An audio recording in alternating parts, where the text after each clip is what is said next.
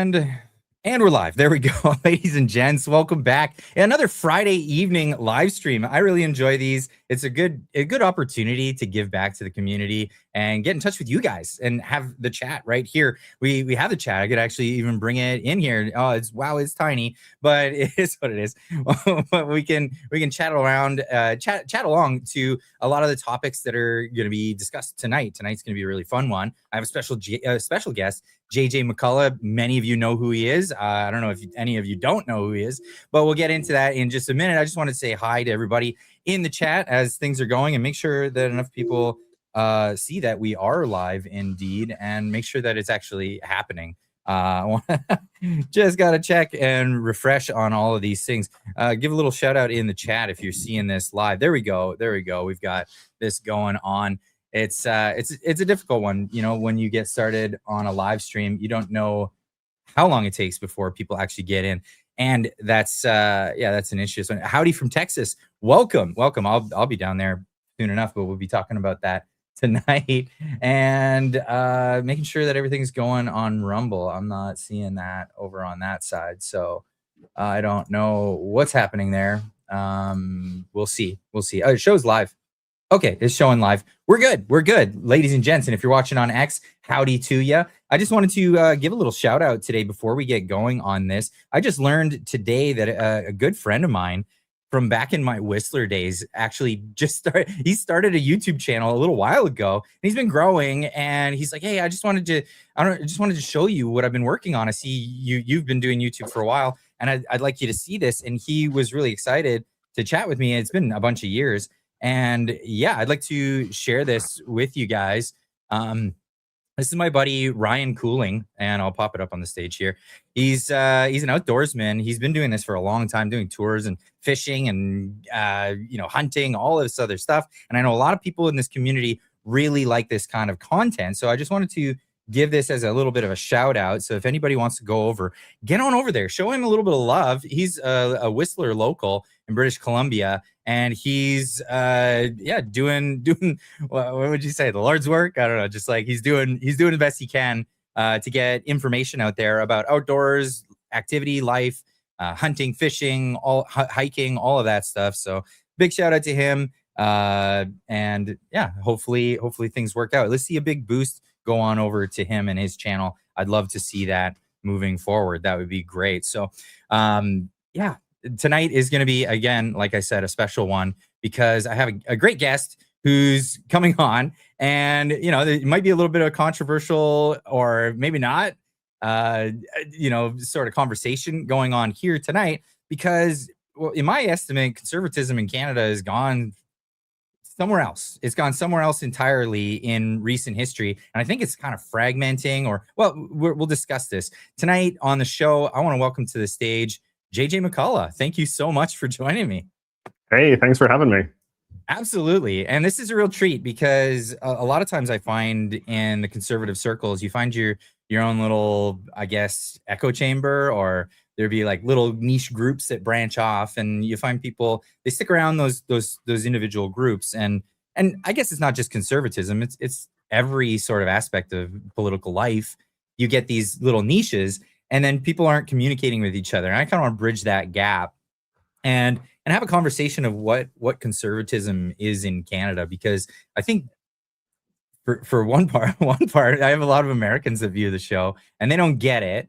They don't get what it is here. And even for myself, like I actually identify more with the Republican Party than I ever did with the Conservative Party in Canada. And just a lot of people get misconceptions of what conservatism is or ought to be, I guess. And I wanted to get your view, because you have a popular channel that talks about Canadian politics to Americans mostly. You have a largely American audience. Yeah, I mean, I think that's any basically YouTube channel that gets from Canada that gets above a certain size, right? Like, you grow in the English-speaking world by appealing to an American audience, right? Like, if you only appealed to a Canadian audience, you'd hit a ceiling relatively quickly. So I think it's not uncommon for a popular Canadian channel to have a lot of Americans, just as it's not unusual for a popular British channel to have a lot of Americans. People sometimes attack me for having a lot of Americans in my audience, but a lot of Americans are interested in Canada. I'm sure you see this as well with your own audience, right? Like, there's a kind of stereotype, I think, in Canada, in certain circles, particularly in certain liberal circles, that Americans are all a bunch of ignorant hicks who don't care anything about their own country. But I have found that to not be the case, and there's a lot of Americans that like my channel because they like to sort of get a sense of what's going on up here, and I feel like hopefully I explain Canadian affairs in a somewhat non-condescending but still clear way. So I haven't always been so charitable to you, and I'm not gonna say I didn't. Well, I'm not gonna say I talk trash, but I did nickname you sort of the BuzzFeed of Canadian conservatism. I don't think that's scathing, but you do have you do use a lot of popular what would you call it? Popular imagery of maybe the millennial sort that kind of dates back to a certain era of YouTube. So as someone who's kind of newer on the YouTube circuit, I guess that was just my little critique. But then you look at my titles and they're not so far different from BuzzFeed myself. Well, you're pretty big into the clickbait, right? I mean, that's a genre. But how old are you? So I'm 43. I'm actually 43. So you're older than I am. That's hilarious. You just hit the circuit 41 sooner than I. Wow. Okay. Yeah, that's pretty wild. But you're but are you saying that kind of are you sensitive to trying to appeal to a younger audience or an older audience? Like I don't know if I'm trying to appeal to a particular, I'm just trying to appeal to people, I guess, of a certain flavor, if that makes sense. Because I mean, my audience is quite broad. I have when I look at my analytics, the audience goes not a lot of 18 to 25s, but basically every other group in between, all the way up to people in their 70s are watching the channel. Yeah. So boomers, millennials, and Gen Xers, that's a huge part of my audience. Yeah, mine is about the same. I also don't have too much in that very coveted 18 to 25 demographic, which is the one you're supposed to want, because they of course have all the money, and so you get the best ads and make the most revenue if you can appeal to that kind of scene. But that's interesting because I mean, isn't sort of the conventional wisdom in Canada these days that conservatism is very appealing to the young, and that this is what sort of makes Pierre's machine sort of move, and what makes sort of the Conservative Party different than conservative parties elsewhere in the world, because of this sort of strong youth contingent. But you have not really found that to be the case? So, well, here's the interesting thing. I think a lot of young people are leaning conservative on their own, not because anyone's appealing to them. I think what the appeal that they're receiving is an appeal of, holy crap, my life's gone to hell. It doesn't look like I have much of a future, and I don't like what the liberals have been doing all the time that I wasn't even eligible to vote because it's too young. And now that I have a chance, people are leaning more conservative. Or you'll find people that if you actually talk to them, they'll lean conservative, but they're not active politically. So you have to pry for it, and then you find out, but then they're not actually voting. They're not going out. A lot of them are checked out entirely. So I think, and this was my opinion during the election, is that Pierre and his campaign really dropped the ball, because they missed out on an entire demographic that they could have harvested for lack of a better term, for the election, by ignoring going on podcasts and all these other things. I was very vocal about how their campaign really neglected that, while trying to chase boomers that are easily scared off by CBC articles, let's just say the least, right? No, it's true. Did you invite him to come on your show? I did. You did. And what was your experience with Because I invited him to come on my show as well, and I came very close to getting him on. They really ghosted me at the very last minute in a way I'm still kind of salty about. But I'm salty about it too. I had the same experience. Yeah. So I didn't get to communicate with him directly, but I communicated with a lot of the staff, and I communicated with a lot of other MPs, actually, elected MPs. And they would talk to me privately about a lot of things, but they wouldn't want to do anything on the record. And then I got ghosted. Yeah, just like you. And I chalk it up largely to the fact that I criticized him. So I criticized the campaign and the steps they were taking. And that, I think, that cost me in the in the end. Like I feel like it's a really pay to play sort of organization. Like you have to be a cheerleader. You got to get the pom poms out, or else you're Really, not really, invited. really party line, right? Like that's what you have to be, and Yeah. you see that in terms of the sort of people that they sort of influencers, quote unquote, that they have good relations with, which is not a lot, but people that offer a very simplistic partisan message where it's just like, you know, conservatives yay, liberals bad, and like nothing more than that. Because I think the thing is that in Canadian politics, the Conservative Party, but the Liberal Party as well, you know, all the parties are, it's just extraordinary aversion to risk, right? Like anything Mhm. that could be controversial or damaging in any sort of way, or even has the possibility of being controversial, like they just want nothing to do with it, right? And I think some of that Yes. has to do with the fact that, like, you know, I don't know, the party leaders, they just don't stand up for themselves enough. Like they really do allow the press to kind of like define the narrative. So like if the press decides something is controversial, then that's kind of the world that you live in. Like you live in the world of Yeah. this controversy cycle that the press has created. And then, you know, you have to sort of apologize in a tone and no, and it, you know, dominates the news cycle. And I think that, you know, the candidates really tried as much as humanly possible to avoid any of that. And it's kind of it shows that even though like under Harper and under Pierre, the relationship between the party and the press has gotten a lot more combative, like a lot more openly kind of Yes. antagonistic. But even then, you know, when push comes to shove, they still are really terrified about getting a bad news cycle in the CBC or the Globe and Mail or the Toronto Star or whatever. So you kind of see it's like, you know, you can talk a good game, you know, Pierre can eat the apple and be a hard ass to the reporter in, you know, and, you know, good for him for doing that. We all love that clip. But then, you know, in other contexts, they still are very timid and they still are very afraid of getting a bad news cycle and, you know, having to apologize for, you know, saying the wrong thing or platforming the wrong person as it was, you know, because of Well, I course, think people like you and I, we've said lots of things, and there's this attitude where it's like if you go on their show, then you're agreeing with everything they've ever said in the history of their right. program. And, you know, that's a stupid opinion, but, you know, a lot of people believe that. So I think it lends. I don't know if you watched the JRE podcast I with did. I watched the Pierre whole on it. thing. Yeah. So actually, how you described that, the Apple moment, because they went on, they talked about it. Pierre didn't even know that it was happening. He wasn't even aware that Yeah. it was being filmed and it That's was being true. put out there. So because but that's the thing. Like a lot of people liked the candid Pierre Polyev, right? Mm, And mm, they didn't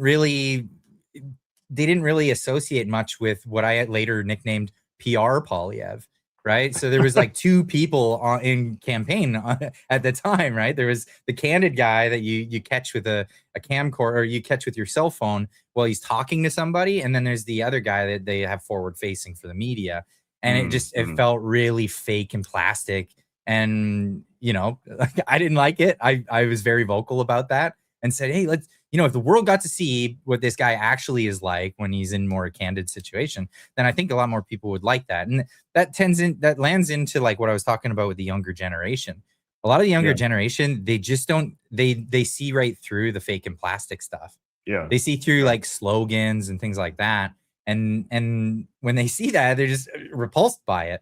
That's why podcasts are a great medium, because you know, if you're having a conversation for 2 hours, it's kind of hard to flex that like fakeness for that Yeah. long, you Yeah. know, like at Yeah. some point it Yeah. just kind of relaxes and then the real you comes out. And that's what people are looking for. That's that Yeah. moment. And that's what really shines. I think if Pierre would have done what he did just the other day, a year and a half ago, it would have changed. Maybe it wouldn't have won them the election, but I definitely think a lot of people would have a different opinion of him. Yeah. No, I agree. So on that front, how well do you think he did on Rogan? I think he did just fine. Yeah. In fact, I'm not anti Pierre like a lot of people claim that I am, because the reason why I was so critical of him is because I wanted him to get elected, right? Like Yeah. Yeah. Yeah. that was my thing. Like it's that like hard love, like get in line, get it happening, right? Like get it Yeah. going, because I want you to go. Like stop going to, you know, talk to boomers, like a whole stadium full of boomers that are already voting for you. Get out there and talk to the people who are perhaps on the fence or maybe not voting at all, that kind of thing. Yeah. So that was my perspective. So when I heard him speak, a lot of the things I'd already heard him say before, and I Mm. agree with those things. I think, you know, which I don't know if so I like his rhetoric. Let's just put it that way. I like his Yeah. rhetoric. I like his idea because I'm more of like a classical liberal in the American sense, Yeah, as like Thomas Paine or Thomas Jefferson, Benjamin yeah, Franklin type. Like the smaller the government, the better. And if yeah, there was a new party called the Leave Me Alone Party, that would be my party. So yeah, I'm very much for that rhetoric. How he practices it when he gets into office is very different. As you know, he voted for Bill C5, which was like a big power grab by the federal government, and a number of other things that he's gone along with. So like voting record does look different than rhetoric on the campaign trail. mm. Um, but yeah, I don't know. How do you think he fared on the show? Yeah. I think he did well. Yeah, I think he did well. I think that in terms of him coming off looking good, looking normal, looking affable, looking, you know, just friendly and conversational, I think he did. I think he did very well. I think there was a degree that, and you know, this is not a slight against him either, there was Mhm. certainly a degree to which he was like controlling that interview. Like when Rogan is kind of Mm, like on your side, he's like very agreeable and just kind of really lets you sort of take charge, right? Like Joe is like very credulous. Like he's very like, oh, really? Oh, yeah, that's cool. Oh, yeah, in Canada things are bad, aren't they? And then Pierre's like, oh, they certainly are. And you know, like what I mean? Like, and then yeah. anytime the conversation kind of got into, seemed to be sort of drifting in a direction that you could tell Pierre was like maybe a little uncomfortable with.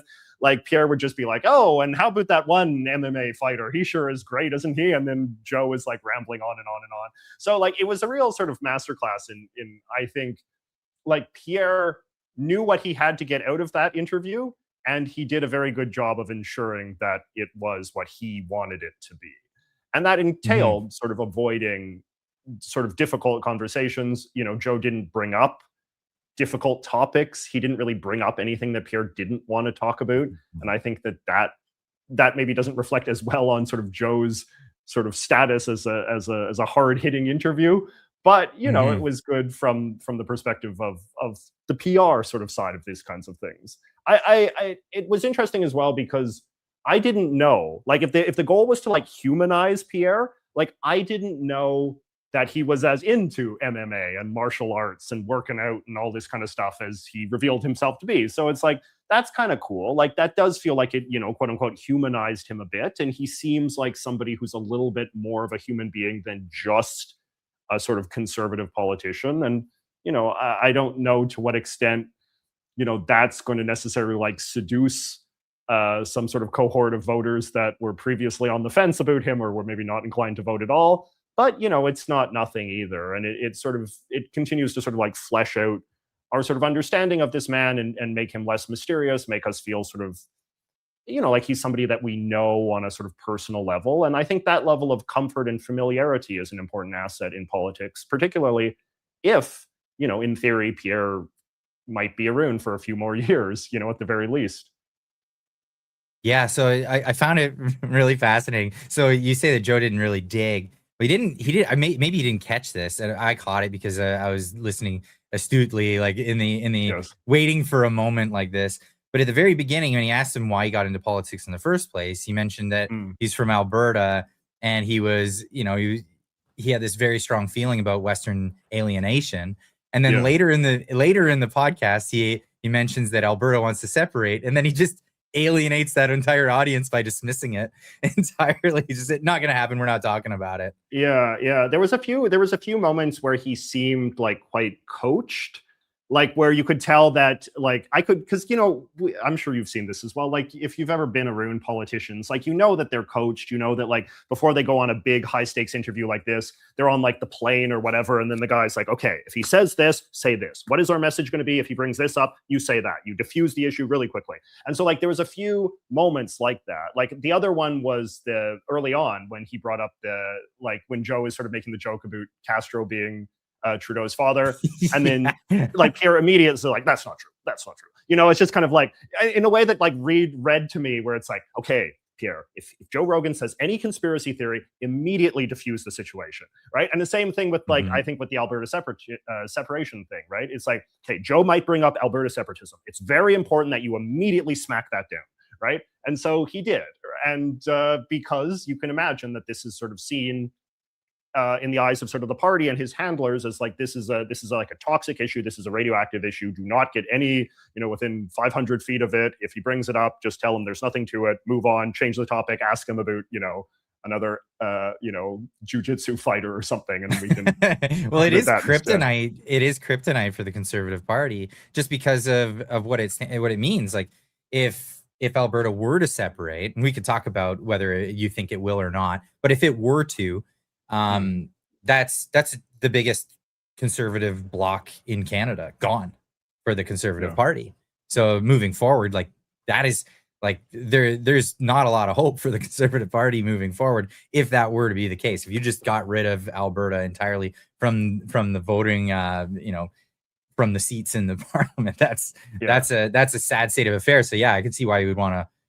But I think it's more than that, though. I think it's also that from his perspective, and just the kind of people that are sort of like in the inner circle of the Conservative Party, what they perceive as dangers relative to what you or I might perceive as danger. In their perspective, like anything to do with Alberta separatism, anything to do with like sort of like the right wing of Alberta politics is sort of seen as like a toxic thing for Pierre to be perceived as playing footsie with in the eyes of, sort of Laurentian Canadians and all the rest of that who, don't think the best of Alberta at the best of times. And to them, this is sort of seen as like the ultimate like crankish far right kind of lunatic issue. And so if Pierre is seen as any way sort of sympathetic to that set, his handlers would perceive that as like, okay, that's going to cost you votes in, Montreal and Toronto and Ottawa and these other places that we want to solicit votes from. So like from the perspective of trying to be appealing to sort of like the Eastern voter, the Eastern electorate, you have to be seen as being like, no quarter for the Alberta separatists.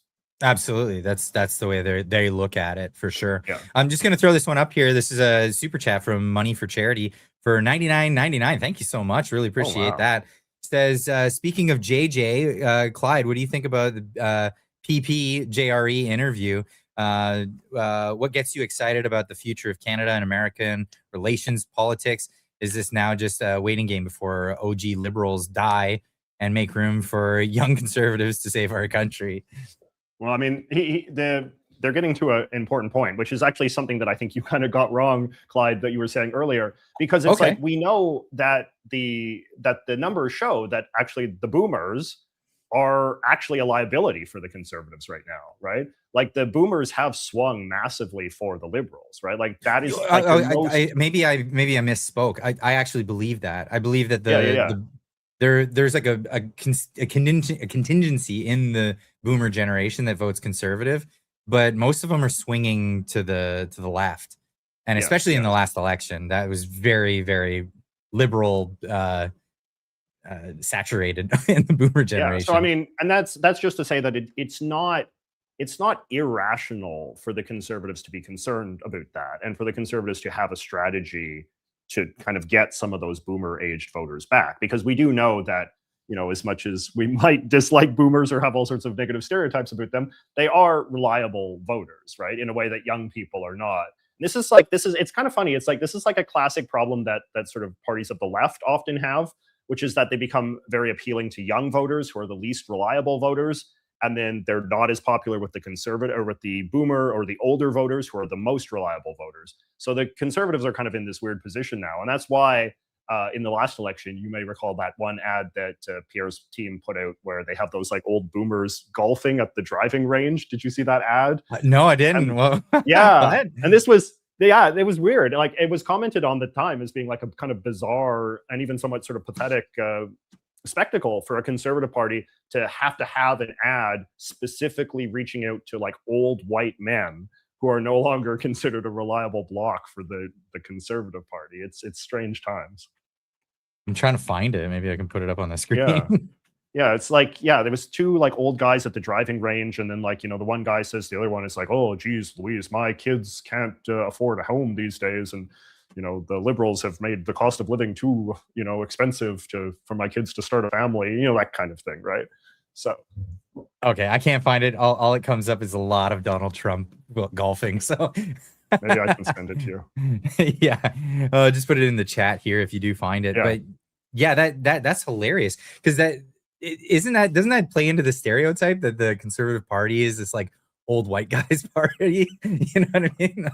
Well, I mean, yeah, I mean, like this is sort of the weird sort of paradox of it, right? It's like on the one hand, they have this stereotype that they're the old white guy party, but on the other hand, they're not actually benefiting from that stereotype because the old white guys aren't actually voting for them anymore, or at least not in as high numbers as they would like. So it's kind of like the worst of both worlds. It's like you die by the stereotype, but you're not saved by it.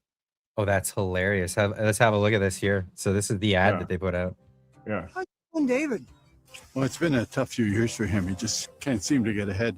Yeah, we had to pay for Sarah's down payment last year. Things are tough for her too. You know what Mark Carney says. Come on, do you really think that a fourth Liberal term is going to change anything? You know, I've been thinking the same thing. Are we really going to give these clowns a fourth term? I'm voting Conservative. There you go. Yeah, for a change. See, isn't that remarkable? That's hilarious. I didn't see that. I don't Yeah. watch cable TV. I guess I should get more cable TV just so I'm informed. I guess what boomers are being propagandized with, I guess. But I think that's an effective ad.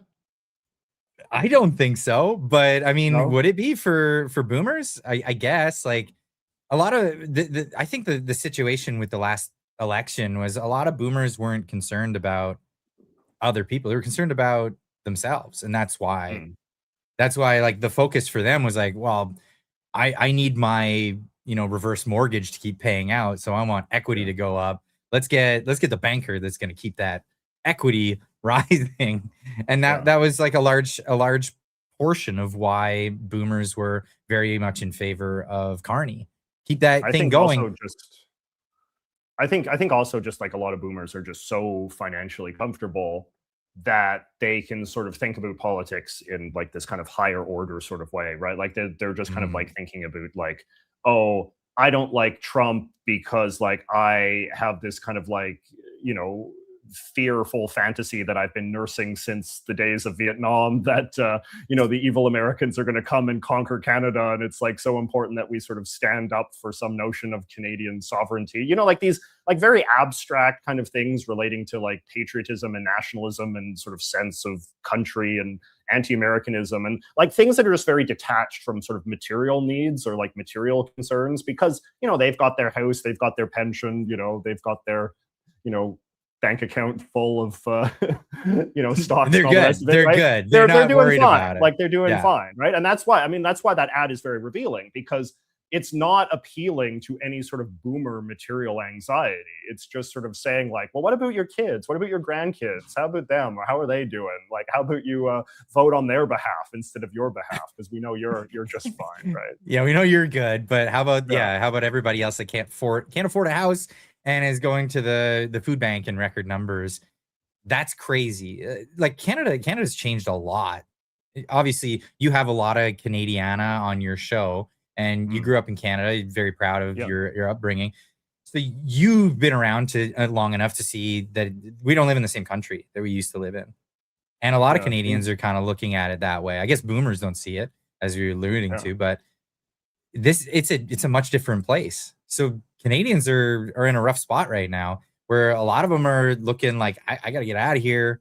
I'm doing that. So personally, I'm moving to Texas very soon. I know I joke with the flag. It's a joke for people. So I'm not serious.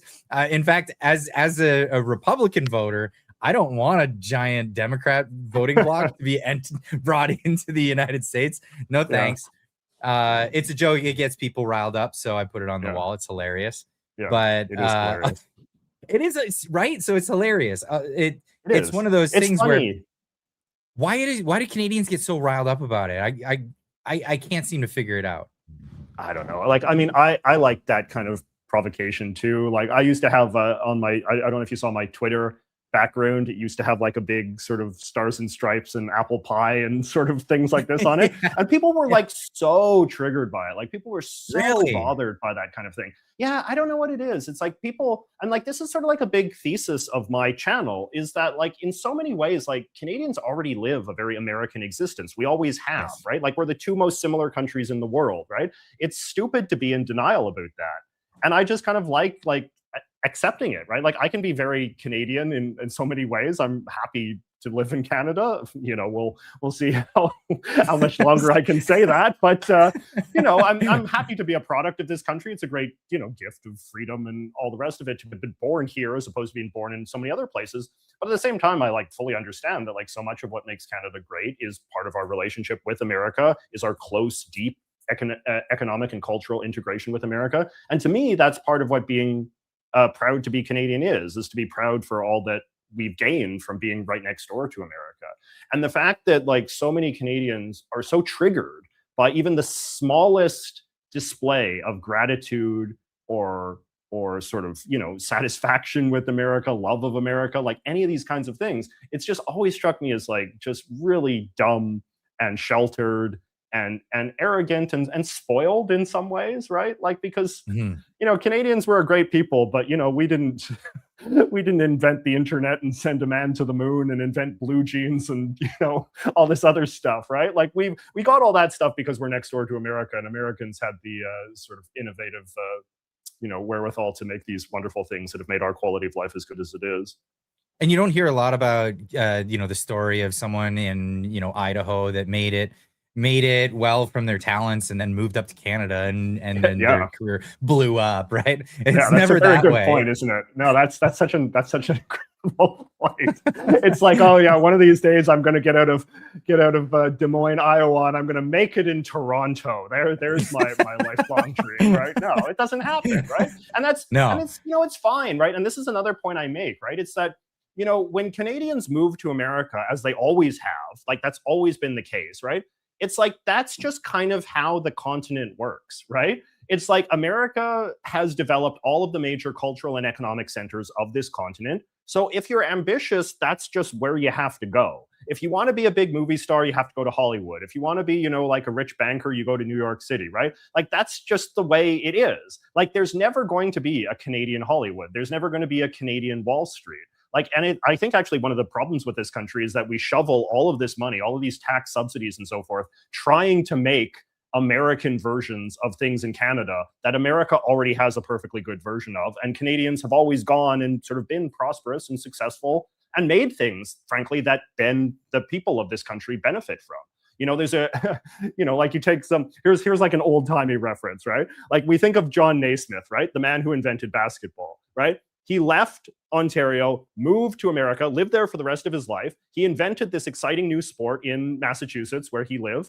And then, you know, Canadians got a great new sport out of that. We didn't need to keep him in Canada. We were better off because he moved to America, right? In the same way that, you know, Alex Trebek leaves Canada, moves to America, makes this wonderful game show, Jeopardy, that we all get to watch and enjoy in the comfort of our Canadian homes. I have lots of great memories of watching Jeopardy with my parents and my grandparents, right? That's great. It's like we didn't lose anything by losing Alex Trebek. We gained something just because that's how it works in a continental integrated economy. It's funny you mentioned the basketball thing because a lot of Canadians would take credit for the invention of basketball because it was a Canadian that did it. And then they'll also take credit for curling, though, that was invented in Scotland. But inversely, it was a sport that came to Canada and then developed in Canada. So it's like, wait, which way is it? Do you get to, you get where I'm going with that. I mean, like the problem is that like with some of these things, like these Canadian heritage moments and this, you know, when we give the Order of Canada to these big celebrities and all that, like it kind of, it fundamentally sort of mischaracterizes the nature of the story, right? Like the story is not that they came from Canada. Like that's like a very small part of the story. They came from Canada and whatever, but it's like they moved to America, and America's where they did the thing that actually matters, right? So it's like we shouldn't, and you know, oftentimes they get medals and things in America as well. Like they get things named after them and they become great American heroes in addition to being, you know, Canadian heroes. But it's kind of dumb, I think, to reward people just for the country of their birth as opposed to, you know, the circumstance in which they actually created something. And I think that when we give, you know, medals and things and make these people into sort of heroes like John Naismith, make them into sort of like capital C Canadian heroes, you know, I think that we're kind of teaching kids the wrong, we're telling them the wrong story, right? Which is that, that it being born in Canada is all that really matters, as opposed to like the fact that they left Canada at some point. And if they hadn't left Canada, maybe, they wouldn't be the big shot that they wound up being. So you were kind of alluding to something that sparked my interest when you mentioned it, is this idea that Canada has to seemingly always have like a knockoff, little Canadian knockoff version of the American thing. And I think that's where a lot of the problems with the trade issue right now is that for the longest time, Canada was pushing to have the Canadian industry version of the American industry. And then they put trade protectionism in on that, which would include a lot of tariffs, a lot of, barriers to entry for the United States. Canada is famous for it. Like, why do cell phones cost so much money in Canada? Well, because Canada has monopolies in the telecommunications sector. American companies would love to come in and offer their services to Canadians, and Canadians would love to patronize those businesses, but they don't have the choice. There's a dairy lobby. There's other trade barriers and restrictions. Another one, Banking's another perfect example. I can't open a Wells Fargo in Vancouver, but you can definitely get Scotiabank or TD or something like that in the United States where people want it. So there's this, and this gets back to conservatism. So we saw this a lot in Pierre Poilievre's campaign, and across the board, it was America's unwarranted or unprovoked or unfair, just on everything. That's the message that keeps going out, and I keep like, I've been shouting this to the top of my lungs, this one. No, Canada's been bad for 80 years, and so have a number of other countries, but it seems like the other countries are kind of like, they kind of look at it like, well, what else are we gonna do? They're a big trading partner, right? Canada's beating this drum of the Americans are bad to us, and we would never do such a thing to them, but we're clearly still doing it right now. Like, we're really continuing to do it. Yeah. So here's my politician answer, Clyde. So if I was on the hot seat about this, right, I would say that, like, Trump's tariffs are bad, and Trump should not have imposed tariffs on Canada. I think Trump was wrong to do what he did. Now, that said, if I'm going to say a sort of a message that is more sort of amicable to you and your audience, I would say that I agree with you, right? Like, when Trump's trade negotiator today, like, leaving aside the tariffs that he's imposed and all the rest of it, but when Trump's trade negotiator today talks about the renegotiation of the USMCA, he is entirely in the right when he says that Canada has too many protectionist measures on dairy, on banking, on telecommunications, on, certainly now with Bill C-11 and things like that, with the media. Like, they're in the right. Like, they're in the right to raise complaints about Canadian protectionism, right? So the thing that frustrates me is that Carney really wants to, and the Liberals in general, kind of like really want to have it both ways, right? They don't want to deal with the Trump tariffs, and that's fine. But then they also want to get credit for being like the world's greatest free traders, and that Trump is somehow like this great sort of aberration and the only man who has ever believed in protectionism in the world, and that everybody else is somehow like universally in favor of free trade and, open borders of goods and services before Trump came along. And I deal with this a lot with like liberal Americans, like when I talk to them about this, and they'll often sort of say things like, oh, isn't it so bad what they're doing to Carney, and all he wants to, and Trudeau before him, it's like, all you guys in Canada want to do is trade freely with the US, and we're just not letting you guys do that, and it's so awful. And it's like, that's not the full story, right? Like, the full story is that Canada has always had a lot of protectionism. Canada really had to be dragged kicking and screaming to even have free trade with America in the first place, right? Like, Brian Mulroney in the 80s, I think, displayed enormous courage in fighting an election on that issue, right? Like, the entire, like, the Liberal Party, the NDP, the entire media, like, you want to talk about like the liberal media, like, you should, like, if anybody's like read about what that election was like in 1988, the full force in which they propagandized against Mulroney because Mulroney wanted free trade with the US, and the degree that they said, like, this is the worst thing that anyone has ever proposed, this is going to be the end of Canada, right? So the idea that, like, we and the Liberals in particular have just been like these great, like, open border free trade people until Trump came along, it's a complete myth. And I think it's important. Like, I hope that the Trump administration continues to push for more free trade. Like, I hope that we get a good deal. Like, I hope that Trump drops his tariffs, but I hope that Canada also drops some of the protectionism. Because, like you accurately pointed out, if we are sincerely concerned about cost of living in this country, we know, as good capitalists, that one of the ways you bring prices down is by bringing in more competition. And that many of the realms in which, as you said, like Canadians are paying the highest prices, not only by the standards of this continent, but by like the standards of the world, are in realms like cell phones and cable packages and so forth, where there is no competition, where we've forbidden Americans from coming up north and competing with us to lower the prices of our goods and services.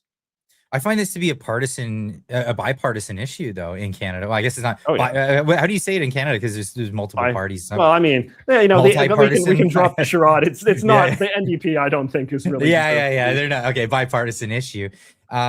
You can see that by how the Conservatives were right on board for signing bill. What was it, S2 or was it C2?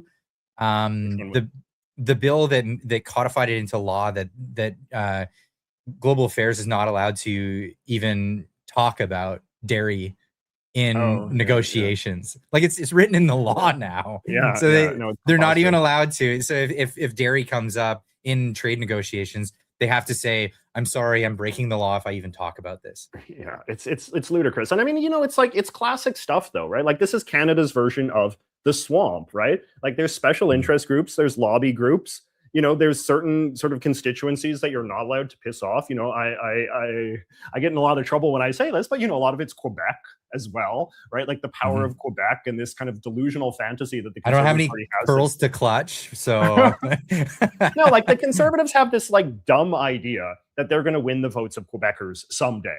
There's absolutely no evidence that this is ever going to happen ever, but they continue to believe that it might happen one of these days. If we just suck up to them enough, maybe someday they'll realize that they actually like us, which really contrasts to like how the Liberals basically run openly against Alberta. And, nobody says that that's a big problem, but, the Conservatives cannot raise a single complaint about anything that Quebec does. And because Quebec, controls the dairy cartel in this country, we can't say anything nasty about them. We can't suggest that we want free trade in dairy and cheese. And instead we have to, say all these preposterous things as if like our dairy is so perfect and American dairy is wicked and bad. And, it's ludicrous. But it's a lack of willingness to stand up to special interests.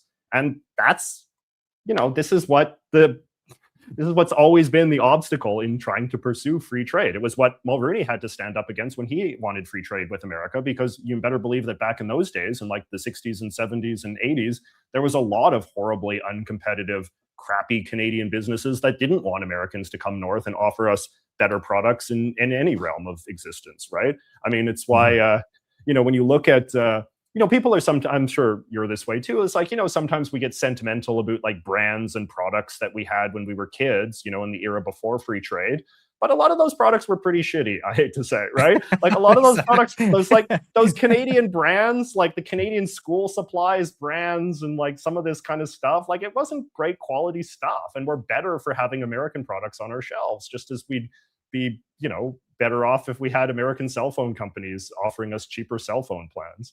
Well, the one thing that always comes to mind is was it during COVID? I think it was during COVID.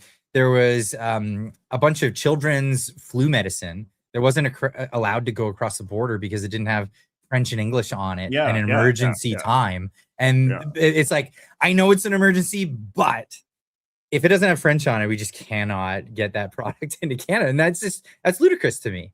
It's absolutely outrageous. But again, these are bipartisan issues. I kind of want to talk about what is conservatism in Canada.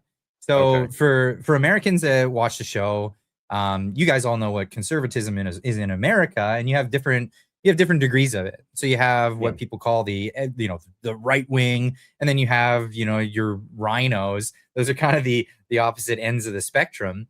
A lot of people would say MAGA is ultra right wing. I don't know if they're ultra right wing, to be honest. I think that MAGA is pretty much centrist in American politics. You think so?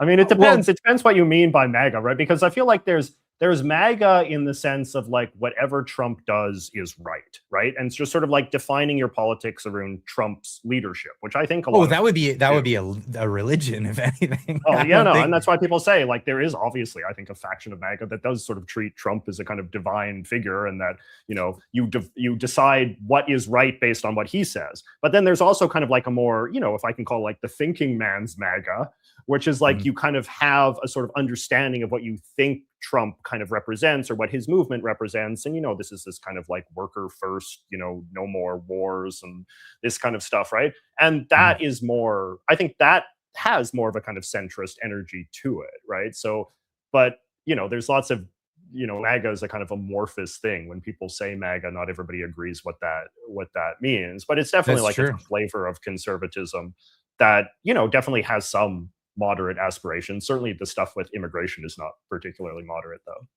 And I think some people get mischaracterized because a lot of people were put into the camp of the, just hive mind MAGA, only do what Trump wants. But when Yeah, he wasn't so forthcoming with the Epstein files, there was a lot of protesting within the ranks of MAGA at the time for that, and a series of other issues.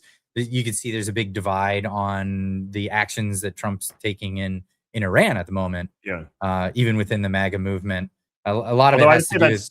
yeah, it's more that's more like the people that were not in it just for Trump, but they saw Trump as a kind of vehicle, as a sort of larger political agenda. And that, in that sense, like there's then a Mhm. metric that you can measure Trump against, which I think is a more healthy way to sort of engage with politics, as opposed to, just kind of venerating him as this kind of God king who can do no wrong, and that your political views are ultimately dictated by what he chooses to do or not do. Right. I think Mhm. that's just the wrong way to look at politics. Politicians are employees, right? At the end of the day, in a democracy, Yeah. the politician works for us. And if the politician is not doing what you want them to do, I think the sane reaction is to, criticize that politician, not say, well, I guess it's time for me to change my opinions because I have failed my political leader, right? Like that's the most backwards way I think you can think about democracy. Well, that's the Chinese, Yeah, yeah, way, or the North Korean way. That's yes, where yes. it's The dictated dear upon leader you. has dictated, yes, what we must think. Yeah. Exactly. I find the reason why I say MAGA is probably more of a centrist movement is, yes, it's a populist movement, but populism is left or right. That doesn't matter. But when you see a lot of former Democrats coming over to the MAGA movement, you've got Tulsi Gabbard, you've got Robert F. Okay. Kennedy, you've got Yeah. Elon Musk. A huge number of people have come over, and they find that the Republicans under Donald Trump are much more, well, I say moderate, but just more realistic in their worldview, as opposed to like the AOCs and the Ilhan Omars and where the party has been going, because that's just insane. I think they've moved so far to the left, and this is kind of the meme that they've moved so far to the left that your standard centrism is being labeled far right. Well, I mean, I think that some of those Democrats have themselves become more conservative as well, right? Like people become more conservative as they get old.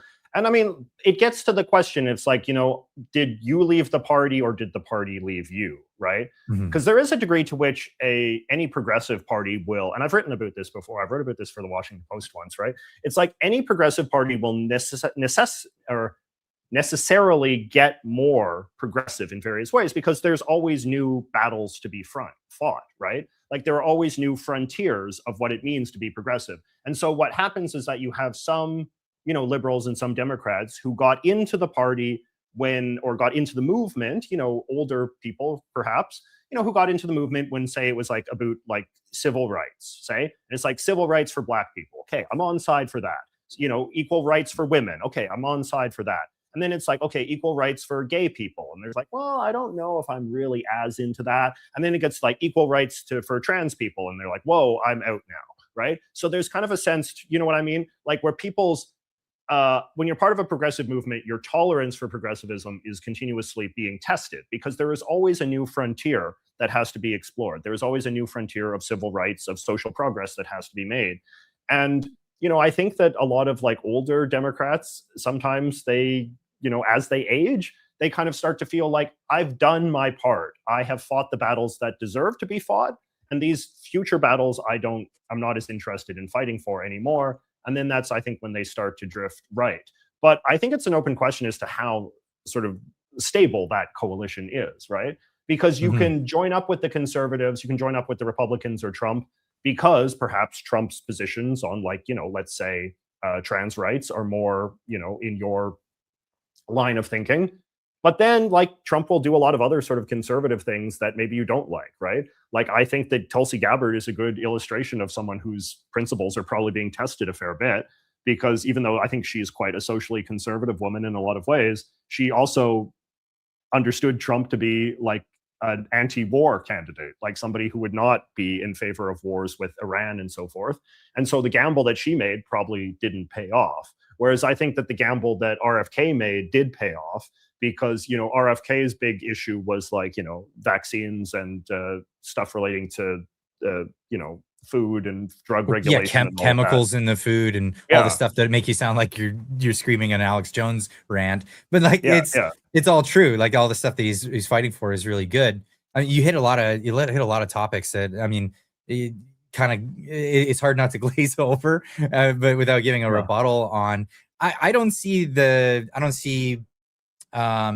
the conservative position in the US as like against trans rights. I think that's a misnomer, because it's like, I think trans rights are how would you say this? I think people have rights, human rights. Like, you have your rights, inalienable rights. But I think some people are looking for other privileges in society that are outside of the realm of what everybody else has. And I disagree on people wanting extra or special treatment and then to label them as rights. You get what I'm saying on that? Do I need to elaborate? Well, I mean, I don't know. I mean, I guess it's in the right of or it's in the eyes of the beholder, some of these kinds of things, right? Like, trans is a complicated issue. And I mean, we don't have to get into the full flower of it right now. No. That's why I'm like, I don't want to glaze over it without a little bit of pushback, but. No, I mean, it's like, if you ask, and obviously there's a whole spectrum of this within the trans community as well. But it's like, when a trans woman says, I want to use the woman's bathroom, she would say, that's not a special right. That's me just wanting the same right that any woman has, and that, like, a trans woman should be treated equally to, a cis woman. And, is that a special right, or is that the same right? That's the question that I think is being adjudicated right now. I mean, I think a lot of people are, on sort of your side on this, and they would sort of say that, like, the right of a trans woman to have access to cis woman, spaces or services or something, like, that's a special quote unquote right that a trans person should not be able to have. And that sort of, like, the rights that you have as a trans person are fundamentally sort of determined by your biological sex, and that to make any claim on the basis of your trans identity then crosses the line into a special right. I mean, I don't agree with that, I don't think, but that's definitely a position that I think, probably more people than not agree with.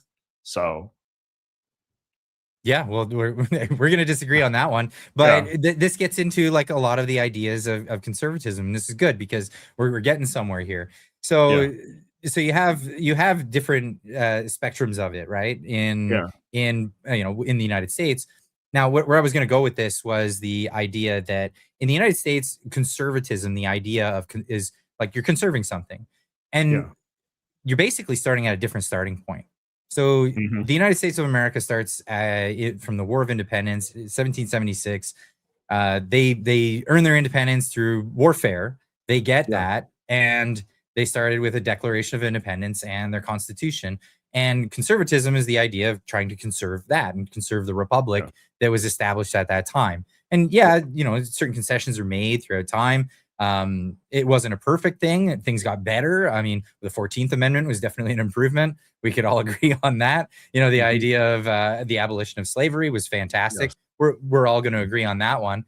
And so improvements are made, but the idea is like a conservation of the things that we like when we finally establish that. Progressivism is this this idea of moving past that into another society entirely.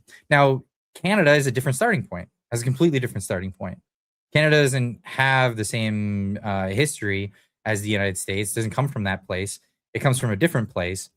And so it's kind of easy to just deduce that Canada would have a different brand of conservatism just in that on the outset.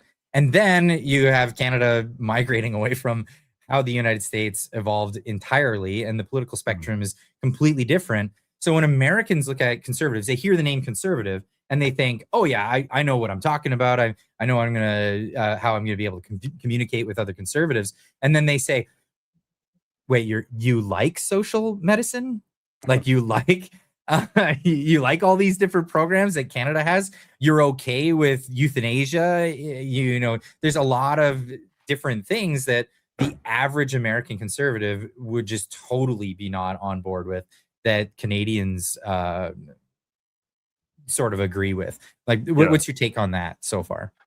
Well, I think it depends when we sort of think that Canada kind of came into being, right? Like it depends sort of like when we think like what is the starting point of sort of the creation of the Canadian sort of political system as it exists now.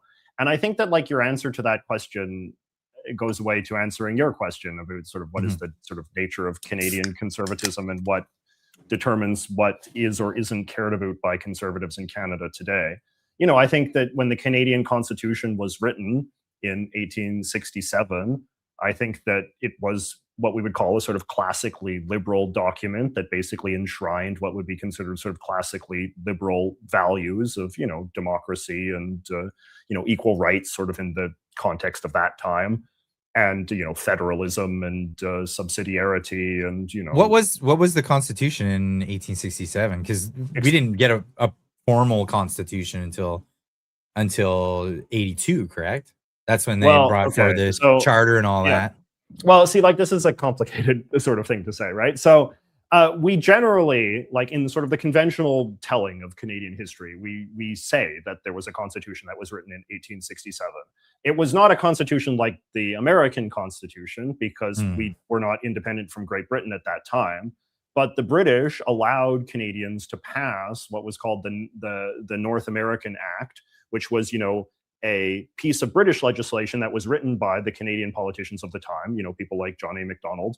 And it was a, you know, because before 1867, you know, Canada was a bunch of sort of discrete British colonies, Ontario, Quebec, Nova Scotia, and New Brunswick. And then the prime ministers of all those provinces and all of the different sort of political elites, you know, got together and wrote a new constitution that would unite them together into a single country that was in those days called the Dominion of Canada. The British ratified that. And at the time, the British gave a sort of unprecedented amount of freedom to one of their sort of colonial societies, right?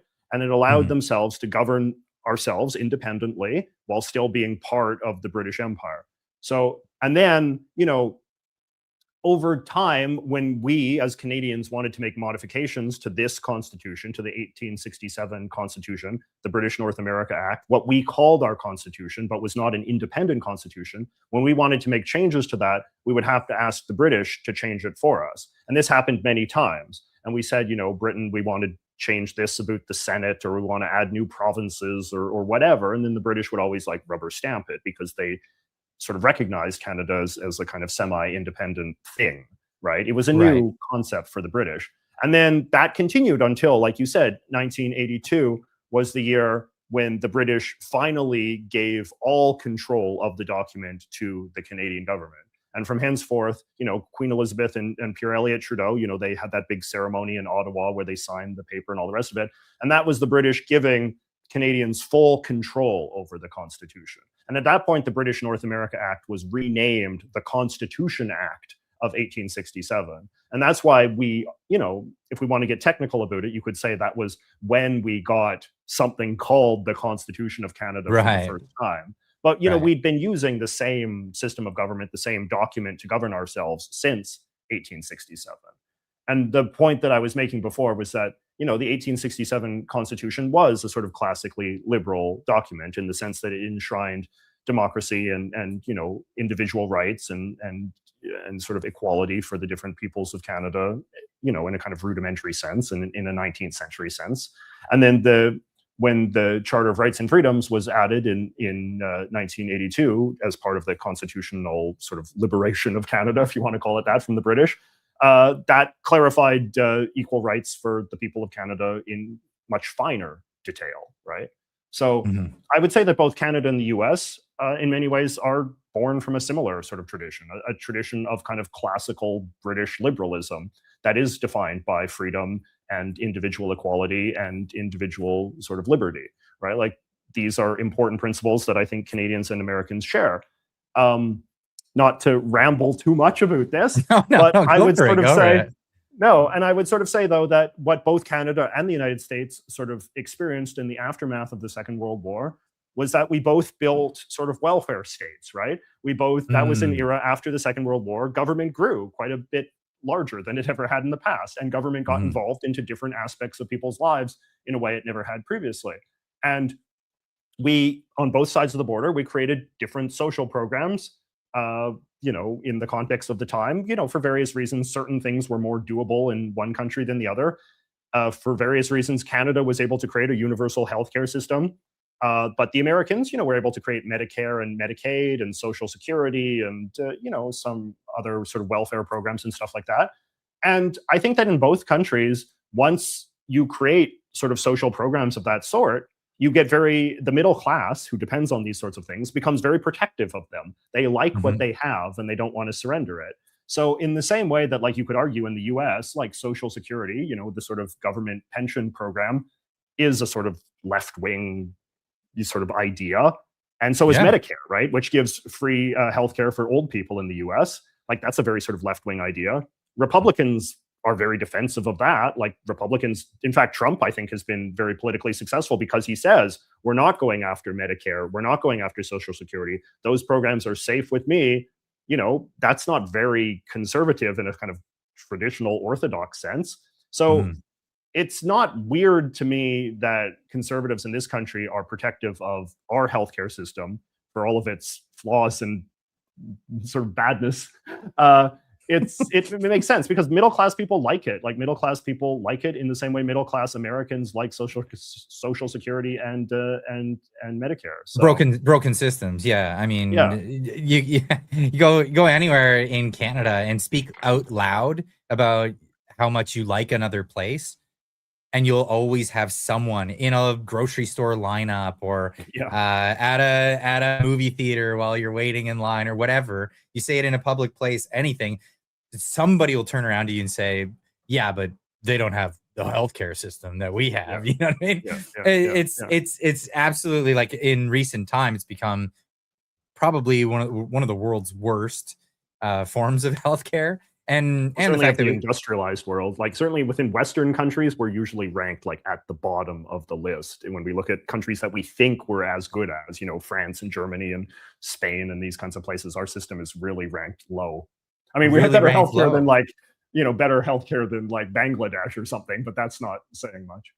Well, and that's the thing that keeps coming up is, I wouldn't want to be in America where I could get bankrupted just by, you know, catching the common cold or something, right? You hear this all the time, and most of the time it's because people they chose not to buy insurance, and that's an unfortunate situation. Yeah, people get themselves into that, and I hope that nobody ever does, but that's just the fact of the matter is when you have responsibility, people screw up on their own responsibilities. That's just a fact of the matter. The vast majority of Americans have insurance. It's like 90% or something, right? So it's like your average kind of like your dopey sort of, your stereotypical sort of like dopey boomer Canadian seems to like operate on an assumption that like health insurance just doesn't exist in America, like that they only get healthcare coverage by like opening their wallet and paying for like each individual operation like out of pocket, which is just absurd, right? It's like, no, most Americans interact with the healthcare system the same way we do. It's just that they have private insurance and we have government provided insurance. But in the same way, it's like insurance is insurance. Once you're insured, you don't think about, you know, the cost of the actual procedure because somebody else is covering it. That's the miracle of insurance as a concept. Well, and that's what Obamacare was. It was a mandate to force people to buy insurance that were not insured.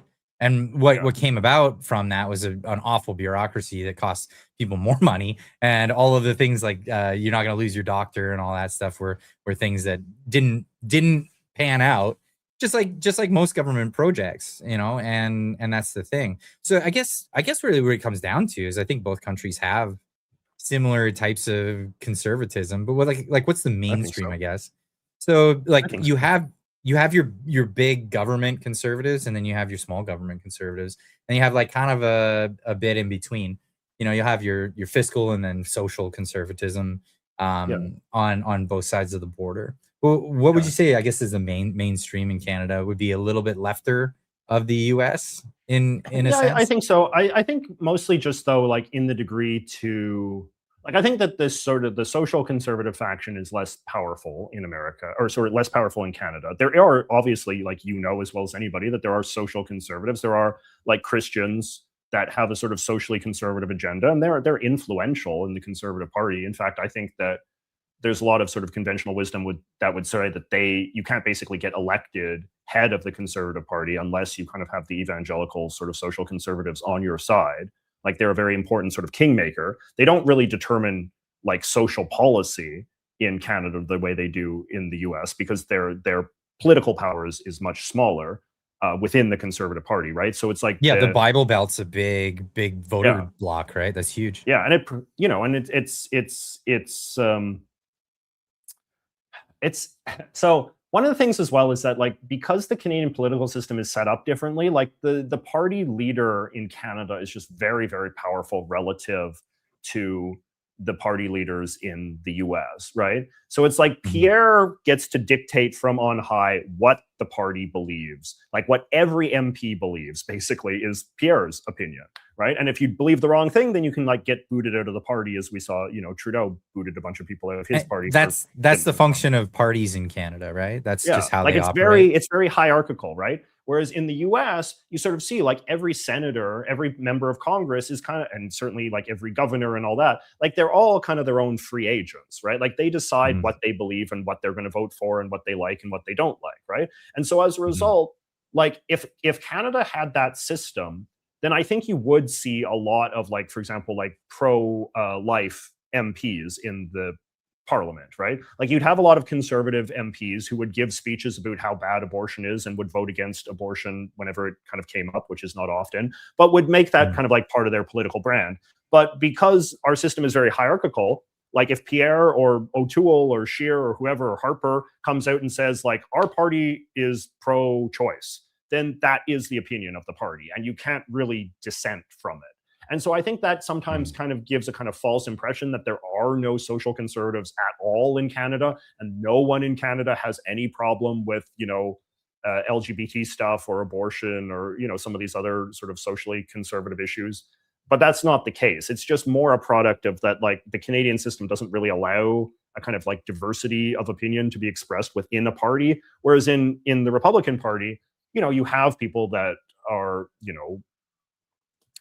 for this, that, or the other thing, or opposed to it. Like, I was watching, Rand Paul the other day, right? Like he's a very sort of he's his own man, right? Like he doesn't like the Iran war. He doesn't like half the people that Trump appoints to things. Like he has his own, he's much more sort of fiscally conservative. He like votes against bills that raise the debt and contribute to the deficit and all this kind of stuff. Like he gets to decide what he views Republican, like what kind of Republican he wants to be. He's given the freedom to decide that for himself, and he decides that through how he votes and what he supports and doesn't support.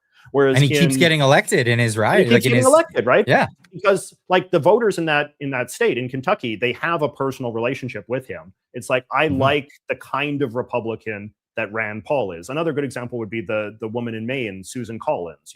She's a very like liberal Republican, but she keeps getting elected because in Maine, a New England state, they are not as conservative as the folks in say Alabama or Kentucky or Texas, but they like a liberal Republican. So, Susan Collins in Maine, she can be a pro-choice Republican, for instance, and no one is going to hold that against her. Like Trump is not going to kick her out of the party for being a pro-choice Republican, because that's not how their system works. So I think and then it goes the other way around as well. So we just had Tony Gonzalez in Texas, I think it's 23rd district. He just lost to Brandon Herrera, a YouTuber. because Oh, yeah. he kept voting for things that were very much against the constituents. He kept voting for higher taxes and gun control, and they don't like that, so they kicked him out in a primary. So that's I like a that. very important issue as well, right? Like, which is that the American system trusts voters to pick their own candidates, right? Through the primary system. Like in America, like you can be a Republican or a Democrat just by self-identifying as one. It's like I self-identify as a Republican, therefore I get to vote in the Republican primary. It's not like in this country where there's all this BS about like we have to be a party member and you have to like get your card and pay a fee and go to these stupid meetings that have these crooked elections that like no one gets to see where the ballots go and all of this kind of stuff, right? Whereas in America, like you vote to nominate a candidate for Senate or governor or whatever, you like vote in their elections, like the equivalent of Elections Canada like puts on those elections, and anybody can go and vote in them. You don't have to go into like some and they're mandatory center. Yeah, they're mandatory before every election, which I think is great, because if we had that in Canada, we would never have a guy like Doug Ford still in the position of progressive conservative in Ontario. He would have lost that ages ago. Yeah, and you'd have better candidates in the provincial legislature and the national parliament as well. To say nothing of the Senate, right? Like the fact that we don't have a Senate, and because the fact that you have like 2 senators from every state in the U.S., like that allows a kind of class of politician, like a very powerful and recognizable class of politician, to kind of exist. Whereas in Canada, we know that MPs are kind of useless nobodies. Like they're not that important, and senators are even less important. Like I bet you couldn't name a single senator. Like I barely can, right? Like I could give you a handful, but not anywhere close to the whole thing, right? Yeah, and you're super politically plugged in too. That's right. So, but no, it's a different system. Like the American system is much more democratic, right? And as a result, I think that more democracy gives you a more honest depiction of what the country is actually like. So in some ways, when we talk about like, well, what do Canadian conservatives believe? Too often we're talking about like, well, what does the party and what does the party hierarchy believe versus what do actual like rank and file random conservatives in the country believe? And I think that like, there's a lot of, when you get to that kind of individual level, like I think that you see every type of conservative in America, in Canada as well. Maybe they don't exist in the exact same proportion numerically, but we're not such a different people that we fundamentally see the world in some profoundly different way just because of what side of the ruler line that divides this continent we happen to be born on. And I think there's one more one more part of that, trying to square it off, is the media industrial complex in Canada. So for example, you mentioned the idea that there are going to be socially conservative people in the Conservative Party. They just can't raise their opinions, but whenever they do privately or somebody hears about it, the media will use that guy's opinion as a cudgel to beat Pierre Poilievre, for example, over. I think it was a thing a little while ago. There was some memos or letters that went around of a few people who were against abortion in the Conservative Party, and then the media went wild with that because that's now apparently Pierre's and the leadership's way of looking at things. It seems to be largely unfair and skews people's public opinion from making decent choices when it comes to actually selecting these people in government in Canada. Yeah, that's a tough spot. You've hit on something that's very important, right? It's like the media in this country does really push the idea that the heads of the parties are accountable for every single thing that an individual politician does, which just reinforces the hierarchical nature of our party system even more, right? Like the idea that, that like you said, that like Pierre is accountable for every single opinion of every single MP, not only every single MP, but like every single candidate, like in a general election. Like we see this game over and over. We've seen it many times, right? By this age of ours, right? Like you see a candidate in, some random corner of the country says something that's kind of politically incorrect, and then the media makes a national case about it, and then what happens is, the conservative leader, or for that matter the liberal leader or the NDP leader, they have to make a big show of expelling that person from the party, and then they have to get a replacement candidate who's more of an obedient little automaton who will never say anything off script ever again. And it's just like, that's not the case in America, right? Like, Trump or Biden or Kamala Harris or whoever, like, they're not held accountable for what some like random congressional candidate in like the 4th district of, Idaho says. It's like preposterous to suggest that any one man should be accountable for what hundreds and hundreds of politicians fighting under a common party banner have to say, right? It's like, in America, you're allowed to be a little bit more of a political entrepreneur and identify and create your political identity based on what you think will work with the district that you're running in, as opposed to in Canada, where it's just like, we're assumed that there's like kind of like this one national electorate, one nation, and you have to have a message that will work well across the entire country, which is then why you get these sort of very bland and kind of centrist and kind of timid kind of campaign messages.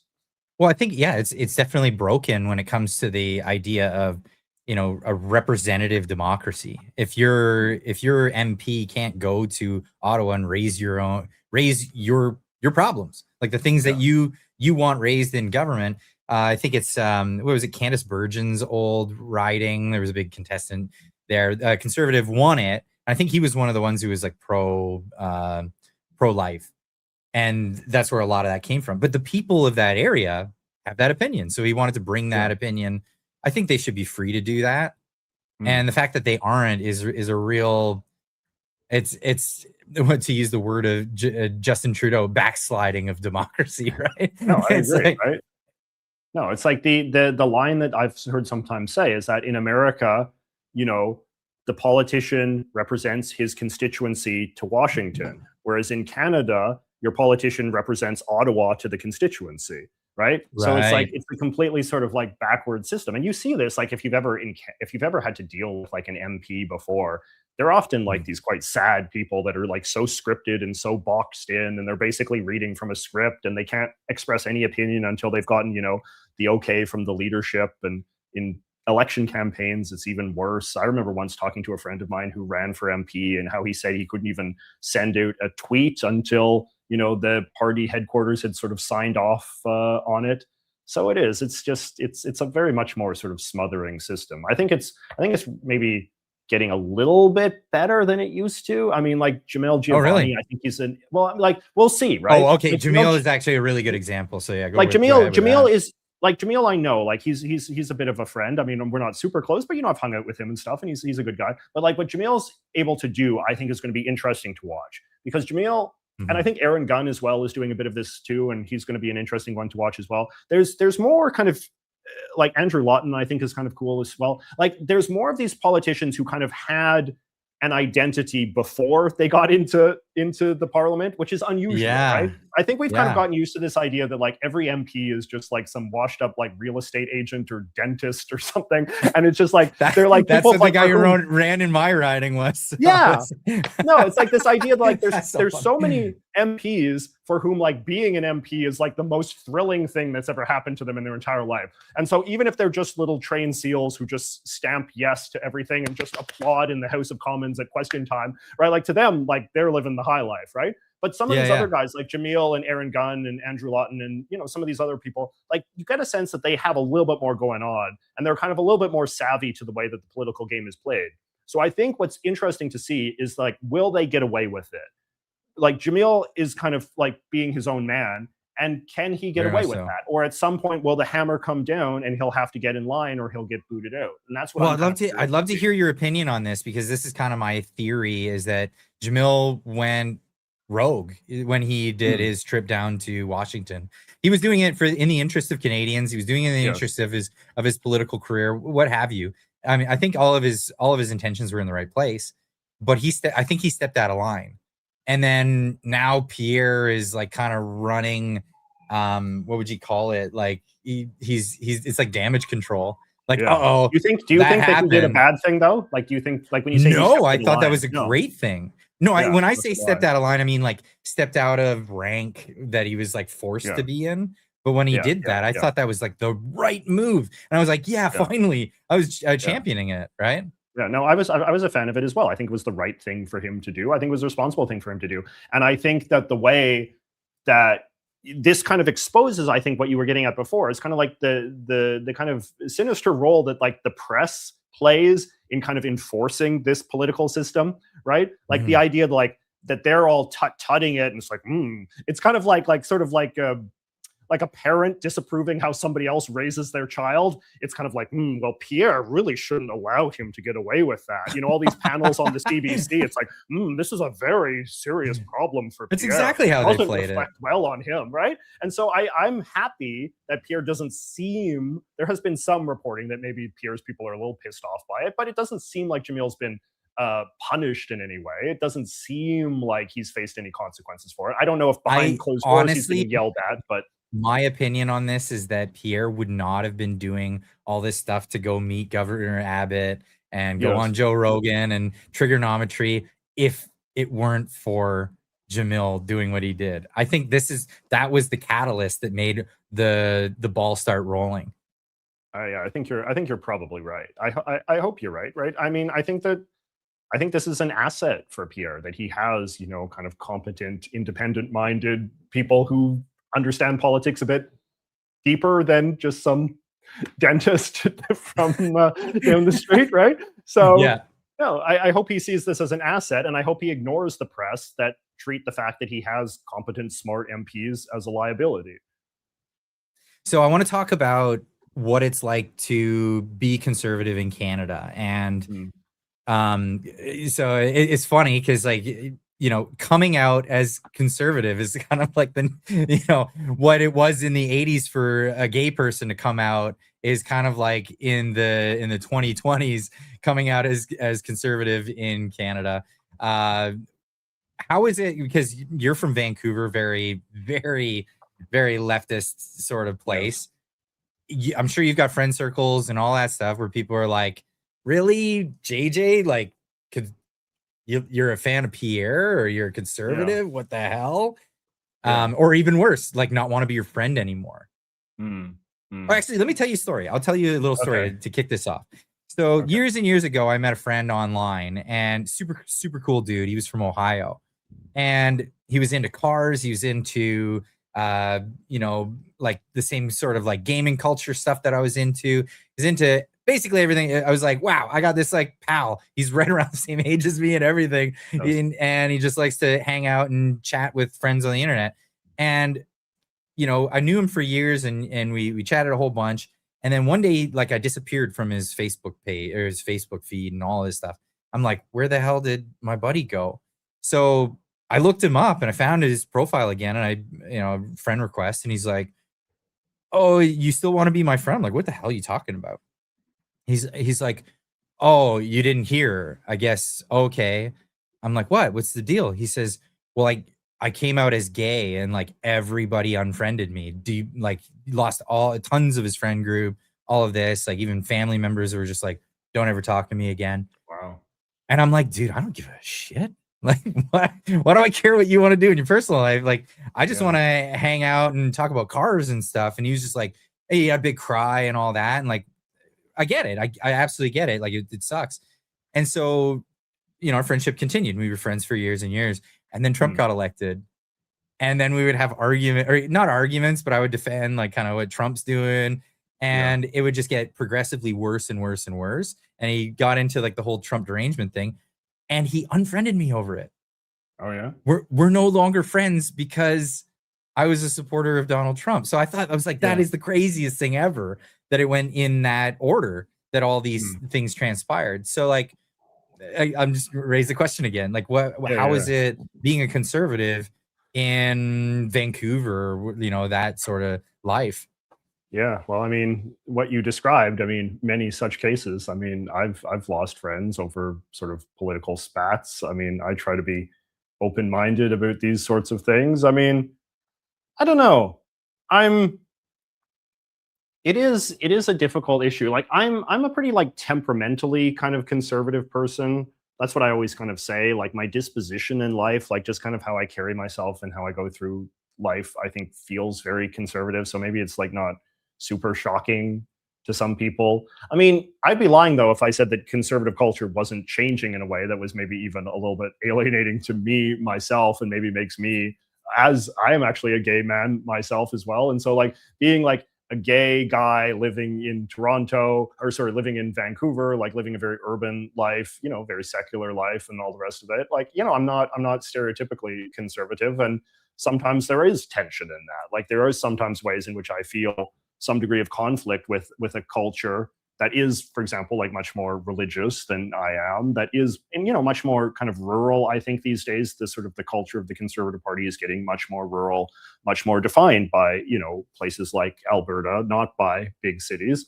And I think it's natural to feel some degree of tension with that. And for people who are not from kind of conservative coded cultures in this country, to be a little weirded out when they find kind of like conservative people in their midst. I don't know. It's an interesting question, because there is a degree these days to which your political identity really feels like it's fused with every other identity you have. And I feel like that's never, even though, like I said, I am a kind of like conservative, kind of like dispositional sort of person. Like I am kind of cautious and risk averse, and, you know, and kind of uptight in various kind of like social ways. Like, you know, like I don't drink alcohol or caffeine, for instance. And like there's just like there's ways like that in which I'm pretty uptight and even a little bit sort of squeamish and old fashioned, right? But ultimately, like I come to politics just on the basis of like, what do I think is best for Canada, right? So like you look at what the parties are fighting for, you look at what are the problems with the government of this country right now, and I'm thinking of this like in just kind of a purely like intellectual way, like a purely this kind of like cerebral policy oriented sort of way. And you look at like what are the irrational sort of arguments that are being made that are keeping things bad, and I feel like a lot of those arguments kind of come from a certain sort of like left-wing logic that I don't find persuasive and I don't agree with. And so I feel like, because I'm trying to come at politics from a sort of like logical perspective, if somebody disagrees with me politically, I want to feel like that I can at least argue with them about it. Like that it's not just an expression of my identity versus their identity, if that makes sense, or that people aren't hating me because they're perceiving that about the kind of like the character of the person that they think I am, as opposed to the ideas that I hold. But I don't know, it's challenging. And I feel like there's times when I'm in spaces, even frankly, like in a space like this, like, you know, talking to a guy like you, who I feel like is a little bit more kind of culturally conservative coded, that maybe I start to feel you'd be surprised. You'd be surprised. Yeah. I'm not really. In fact, I probably just disagree on some of the, like we disagreed a little bit on the trans issue, but I don't think we disagree as much as you think on the trans issue. It's because I'm very much libertarian on that sense. Like you everyone lived their own life. I just like, but as long as you're not affecting anybody else, that's do you feel any sense of like, are you a very religious person? Like, do you feel any sort of sense of tension with the degree that the party does have a lot of like very sort of socially conservative Christians in it? So I've not been a very religious person in my life, and it was only you know recently that I started like, you know, after Charlie Kirk, after what happened there, I found a little bit more like spirituality out of that, but not like an organized religion sort of sense. My parents, I grew up very Christian, and my parents instilled that on me, and I think that gave me a good edge. But it's not been a main driver in my life. No, not at all. So when you, like, for example, like when you see, like, say Charlie Kirk's funeral, right? And you sort of see like the spectacle and how openly people are sort of you know, evoking the name of God and Jesus Christ and this kind of stuff in part and parcel with the political project that Charlie was part of. Like, does that alienate you? Do you find that kind of weird? Does it turn you off? Or like, what's not your at reaction all to that kind of stuff? No? Yeah, no, I'm not alienated by it at all. I know that a lot of people, I mean, you know, the founding fathers, a lot of people would argue were a little bit more secular. I think, you know, as they were Masons as well. People get all weird out about that. But I believe that they were like deist, you know, kind of Christians. And they're like, you know, the theory there is that, you know, God put everything in motion, and then okay, now we're just on the ride. Let's go for it, sort of thing. So when people share their religious views, I mean, I think that's a very personal thing for each person, Yeah. and I think people should feel comfortable showing their religious views. I think there's been a move in the past 20 years, I feel, because when I grew up, a lot of people around me shared their religious views openly, and they were just like that. And there's been like a shunning of that over the past like 30 years ish, I feel. And it almost felt refreshing, like, wow, okay, so a lot of people have these opinions and they share those. Here's an interesting one. So like, Okay. you know, in California back in, I believe it was in the late 90s, early 2000s, they had a proposition to make marriage gay. Or gay, sorry, not marriage gay, make gay marriage legal, right? And for I me, think it my was the other stand, way, actually. I think it was like to prohibit gay marriage. was that what it was? I think it was like it was on the ballot. Well, in either way, like people were voting gay marriage, yay or nay. Yay or That's nay, the yeah. form that matters. And that's the thing. My personal opinion is I think that, you know, that the government should get out of marrying people.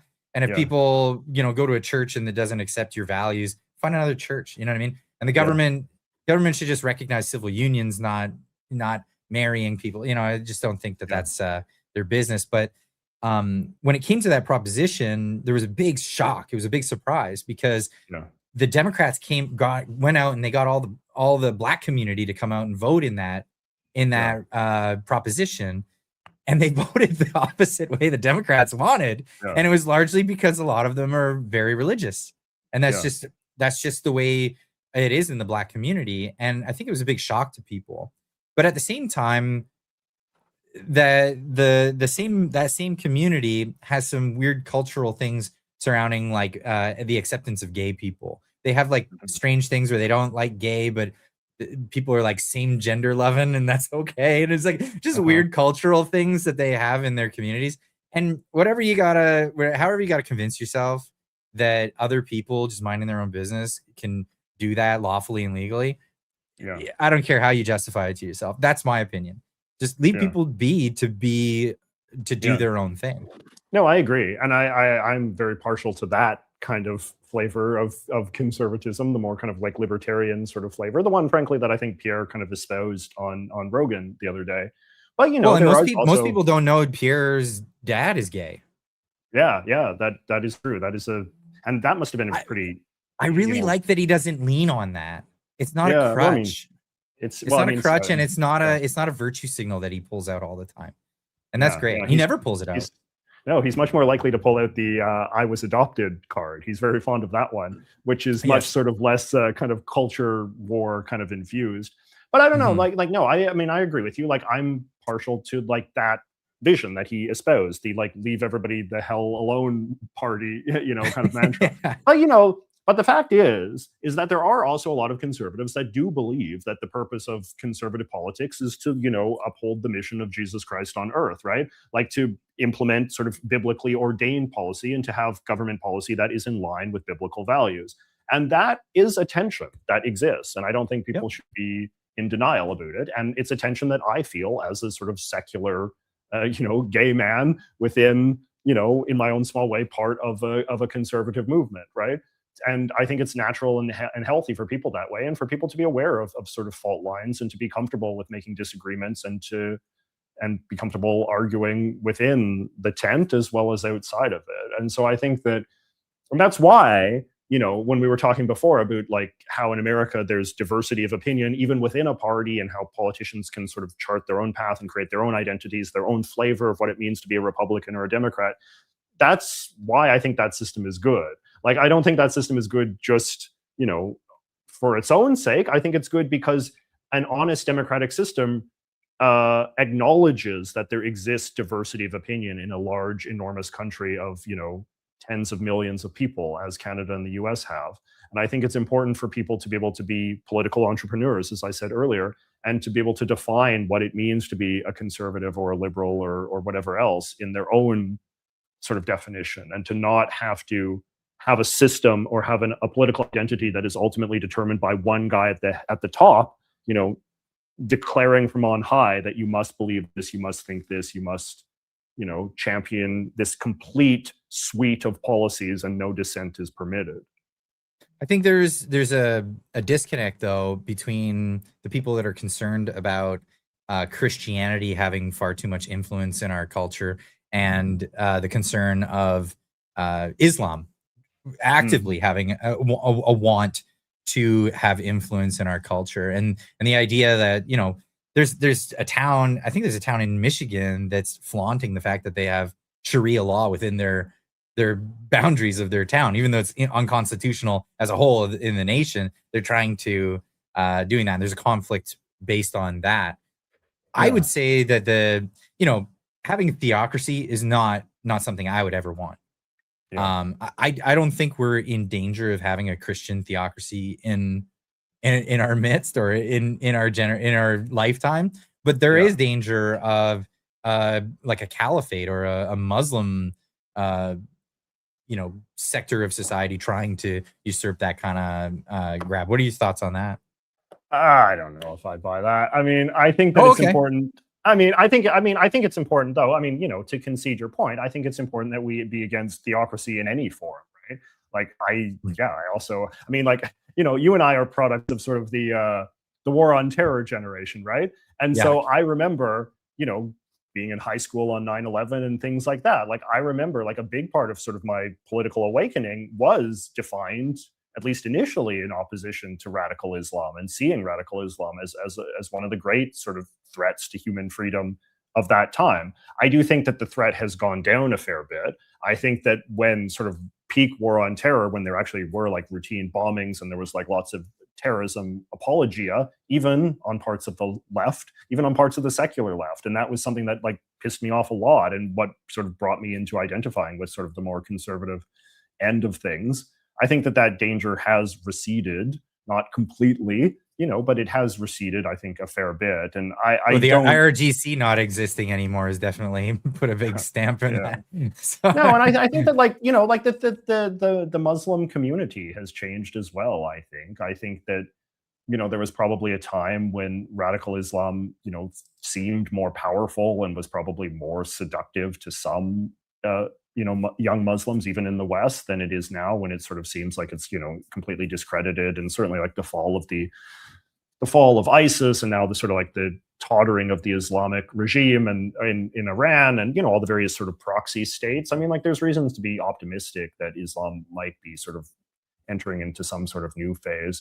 So I don't know. I don't fear the sort of like the Muslim takeover, perhaps nearly as much as I might have when I was a younger person. But to say what I said before, I think it is important to be vigilant against sort of the creeping tide of theocracy at any level of government anywhere, because as good sort of secular classical liberals, we believe presumably in the importance of a right of separation, the importance of separation between church and state, and the importance of believing that public policy is ultimately set by voters and their elected politicians, not by clerics or churches or mosques or whatever else.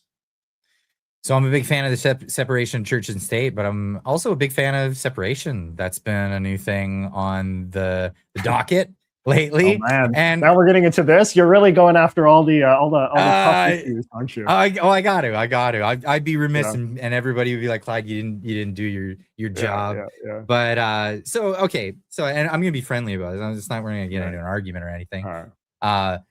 So Alberta independence is a thing that there's a big movement of it happening. And from what I gather, your thoughts are that it's not as big of a thing as people are putting on, and that it's basically, like Pierre said, not going to happen.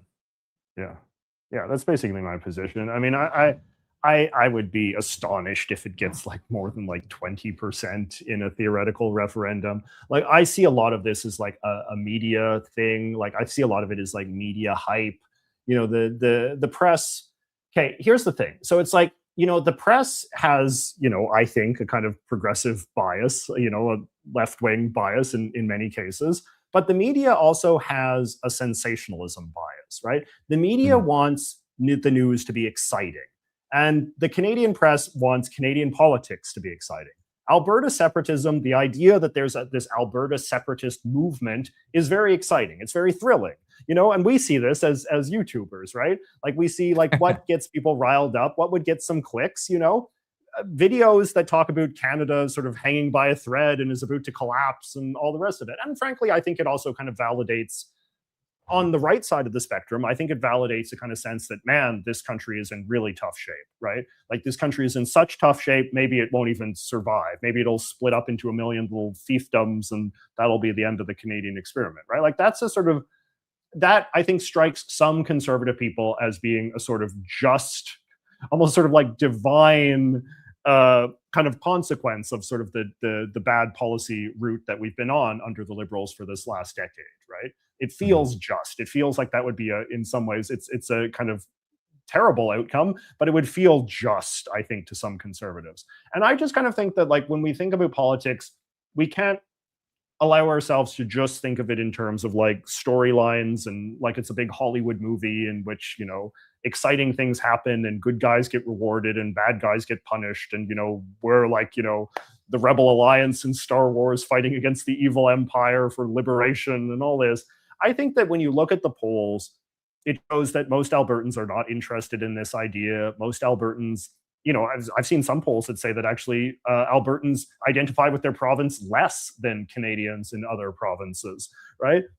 So I just don't see the foundation of an actual movement. I see one guy, and you know, I get a lot of flack when I say this, right? Like I see one guy, I see Jeffrey Rath, who is a great self-promoter, who loves the camera, loves going on television, and the media loves him because, you know, he picks up the phone and will always answer their questions and so forth. And so I see this one guy getting a ton of attention, a ton of media hype, and he has allowed, you know, he has kind of sold this kind of narrative to the press that he is the figurehead of this large and powerful and consequential separatist movement that is in danger of really destabilizing the Canadian system.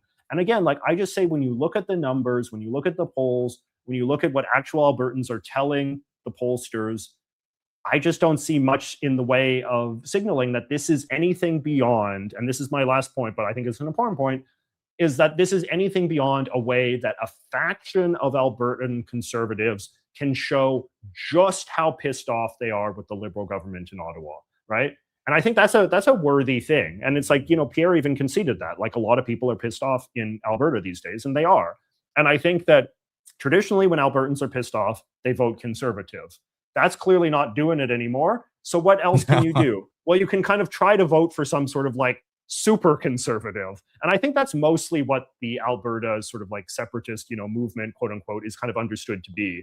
It's not really like a serious separatist thing, because I don't think Albertans really have thought this through at that level. And I don't think Albertans really think of themselves as like a distinct people that should have their own country. I think that these people are really pissed off at Ottawa and they want to do the most conservative thing they can think of, which is to say come out in favor of an anti-Ottawa party, which is what I think they see separatism as being. So what did I get wrong there? You tell me what you disagree with. I'm not here to debate you on it at all. No, I'm just curious though, but like what strikes you as wrong that I said? Well, I think that the movement's bigger than you see it as.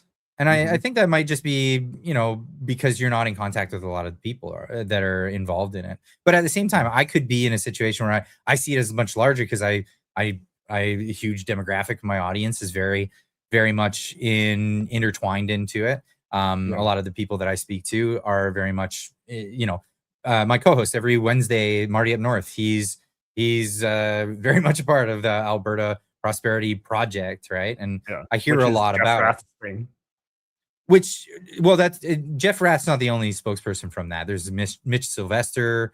You know what I mean? Like it's one guy and like his little posse of characters, right? Like this, like, because if it's like a serious thing, you'd expect it to have like multiple poles of power, right? So it's like, for example, like in Quebec, where they have a separatist movement, they have like, you know, multiple separatist parties, they have like separatist newspapers, they have like separatist organizations and you know, lobby groups and civics organizations and all of this. And it's like they have kind of like a robust, same is true in like Scotland or, you know, in the Basque country in Spain, right? Like there's like a vast kind of cultural infrastructure that supports a sense of difference and a sense of a different identity that's often tied to a lot of kind of serious cultural things that go beyond just a partisan disagreement with the party in power at the federal government. And when I look at the Alberta, quote unquote separatist movement, the only thing I see is a bunch of very conservative people who don't like the Liberal government in Ottawa. And this suggests that if Pierre did get elected, this whole movement would just go away immediately, which suggests that it's not really a serious thing. It's just a partisan thing. So I think there are a lot of people, serious people in. Could you repeat that? Oh, Somebody's Siri Siri's having trouble hearing Siri me. was activated by some combination of words we said there. Probably serious is probably getting them going. Yeah. So But anyway. so I know a lot of people who are absolutely serious about it. Was activated by some combination of words. We said that probably. That's too Terrible. funny. Yes. Oh, great. Anyway, go on. So I do know a lot of people who are very serious about it, and not just the people that are active in campaigning for it, but people that communicate with me often. In fact, I have a lot of people who, because I've been running a campaign to get people who don't want to live in Canada anymore into the United States, that want to leave. I'm not trying to get a campaign of like convince people to leave Canada. No, I'm moving to the United States, and I've been telling people, hey, if you want to know how to do it, contact me and I'll do shows about it and all of that if that's your interest. Yeah. And so a lot of people have been contacting me saying very specifically this: I want to move to the United States, but I'm waiting to see what happens with the Alberta referendum, because I'll stay in Alberta or I'll move from another province and move to Alberta if that happens. And if not, I'll be in contact with you to move to the United States right after if it doesn't succeed. So I see that there are a number of people that are serious enough to make contacts with people to say, I'm going to change my life drastically if it goes one way or the other. Right. So that's a big thing. And that convinces me that, there are some serious people in this. Whether it's enough people, that's another question, right? And then there are the peripherals, right? So there are peripheral people who are kind of like, yeah, I'll get on board with that if it's a thing, but are maybe less serious about it, like the people that you're describing there. So it really comes down to how much of a real movement is it? The media, Well, I mean, you say that they want to be sensational about it, but I've seen the media try to squash movements that they're not fans of to make it look like they're not as big as they are. Like the Freedom Convoy, at first when they first left British Columbia, they said it was a bunch of truckers that were upset about potholes. And as it went towards Ottawa, they kept demeaning the size of it and saying it wasn't as big as people are saying and all this stuff. And so I don't know, which way is it going? I mean, I think that the difference now is just that like the media sees this as something that is bad for the Conservatives, like that kind of makes Conservatives look stupid, that makes Premier Smith look stupid, makes Pierre look like he's kind of out of control or like not able to exert control over his party, which, as we said earlier, is always the media's like number one mark against any party leader, is that they can't keep control over absolutely everybody. So I think in that sense, like the press has an interest in sort of exaggerating the Alberta sort of separatist crowd, making it seem like it's this big, dangerous liability for Smith and Pierre. And so in that sense, like I don't see any sign that they're downplaying it. I see every sign in the world that they're elevating it. And I think some of this also comes from, like I said, a kind of non-ideological motive as well. Like just the fact that Jeffrey Rath is a very sort of savvy operator, that he knows how to get, be in the headlines all the time. He does stunts, like he goes down to to Washington and makes it sound like he was in the Oval Office, which I think he clearly was not. But, he's able to just kind of like say, oh yes, I met with a bunch of very high ranking Trump administration officials. And the press is like, oh boy, really? Tell me more. And then they write a whole story that, basically tells his version of events very credulously. Right. And that I think does reflect a kind of media sensationalism. I mean, what I would say, and in reference to like sort of the anecdote that you sort of shared, it's like definitely like people believe that this is a thing that could happen. Like, I mean, even Joe Rogan had heard of it, right? And I think that that's actually kind of disturbing in some ways that like people would be putting their life decisions on hold, anticipating something that I see as like imagining that Santa Claus is coming, right? Like this, it's not a serious thing. Like, people are not going to be happy about that. Yeah. Well, but I mean, it's like if people want to move to America, they should move to America. Like you should not put your life on hold because you think it's possible that Alberta might become an independent country. Like that's not a realistic, outcome. Like that's not going to happen. Like if I can quote Pierre, it's not going to happen, right? Like I can understand that people are pissed off with Ottawa, but I don't know, like at its core, like that's what the movement is. It's a movement of people who are conservatives who are pissed off at Ottawa. And again, like the second a conservative is elected, it's going away. Whether, Jeff Rath might not like that, the small kind of core of true believers. And that's why you sometimes see some of these true believers, they see Pierre as their enemy, right? Like for them, because they want it to be a movement that's like bigger than just, liberal versus conservative. Like the real true believers want it to be about something more than that. And so in that sense, they really have to go after Pierre, and they really have to make Pierre and the Conservative Party look like as big of villains as Carney. But I think that that's not what the majority of kind of like soft separatists, whatever the 20% or 30% or whatever, people who tell pollsters that, yeah, I'm open-minded about this idea. Those people I think are overwhelmingly just conservative voting people who will be, kind of move on from this the second that there's a conservative prime minister again. So I see Pierre Poilievre losing as a big shift for the independence movement.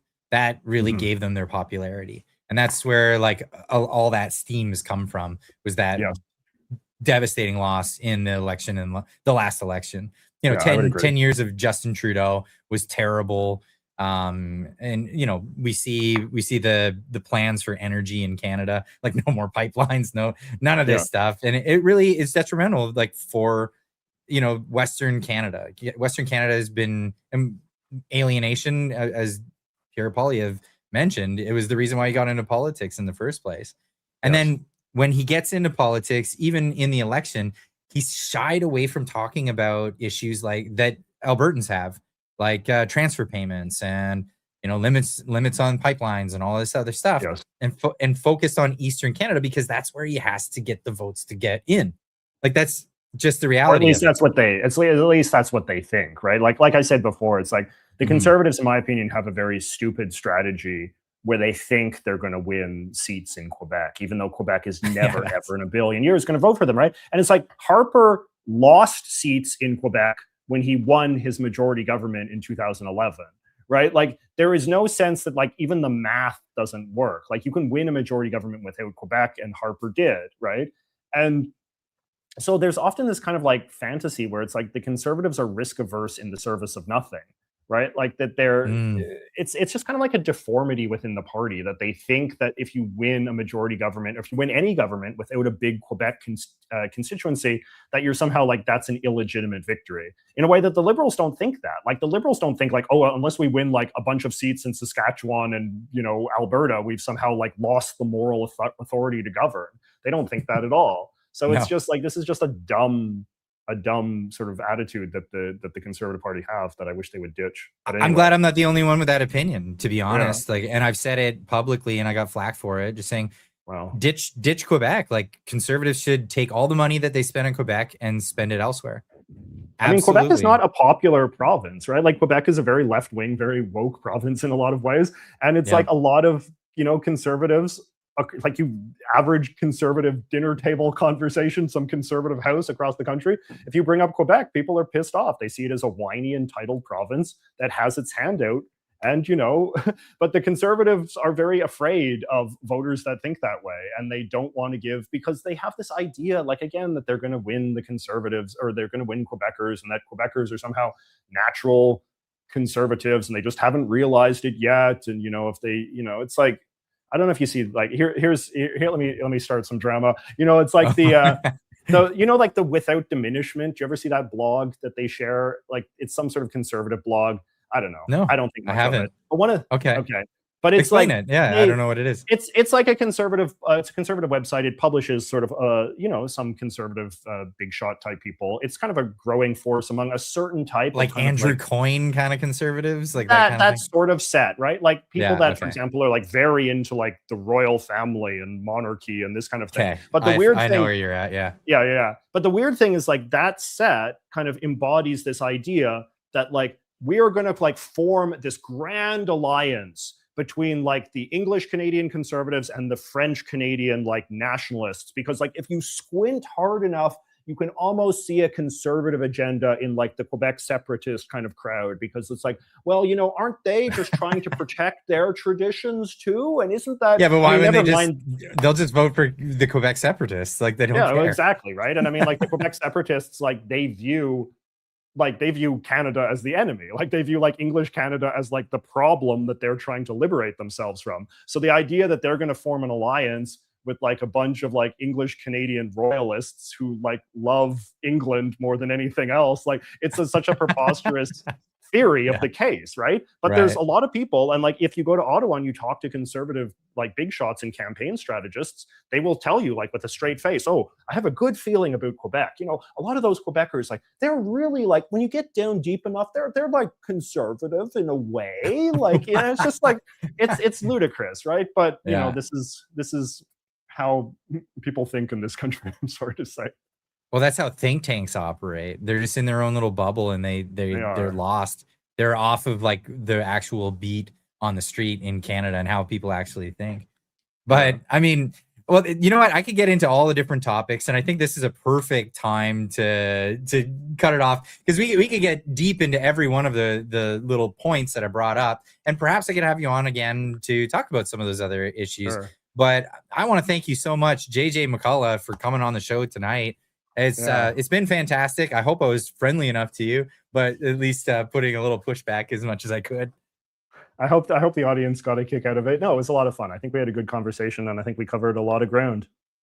I want to invite everybody in the chat. Every Friday night, we usually go hang out in the Discord server. So if anybody wants to come join us afterwards, I'll be in there. JJ's got the invite. You don't have to come, but you absolutely are invited. Everybody else that wants to go chat, it's a cool place to go hang out and further talk about these things. Sometimes it gets heated, sometimes it's pretty mellow, and everybody's just having a beer and chilling out. So anybody who wants to do that, the link is in the chat there. Peter from Edmonton put that in there. Thank you so much.